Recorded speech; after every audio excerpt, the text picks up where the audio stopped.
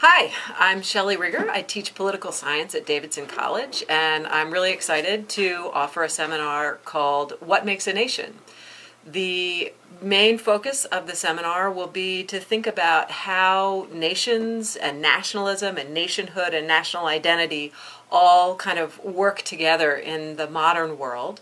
But there's also a lot of potential for people to look back into history and to think about the early nations, early ideas about human organization, and how people in the past differ in some ways in their how they think of themselves as belonging together compared to people in the present. So we'll look at some psychology to think about us versus them. How do we know who's in our group, who's out of our group, and how do we think about identity along those lines? And then we'll also look at some anthropology and history that addresses the question of the modern nation, how modern nations developed, and then how nations look in the contemporary world.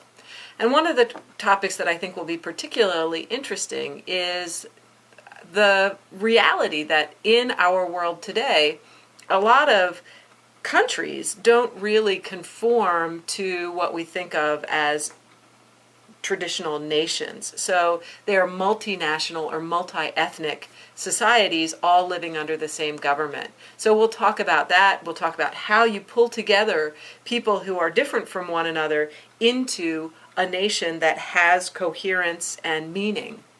And we'll also talk about things like immigration, people coming in, people going out, migration, the movement of people across borders, and also maybe a little bit about globalization, which is in some people's minds kind of reducing the necessity for the nation state and kind of making us all citizens of one giant global nation, the human race, I guess. So those are some of the topics we'll cover. I think this would be a great seminar for elementary school teachers. I did a similar seminar in 2011, and there were several elementary school and middle school teachers who got, I think, some great curriculum out of that experience. Definitely impressed me. And it'll also be really good for high school history and literature teachers. One of the things we'll talk about is how art and literature help to construct the nation as well as kind of political institutions.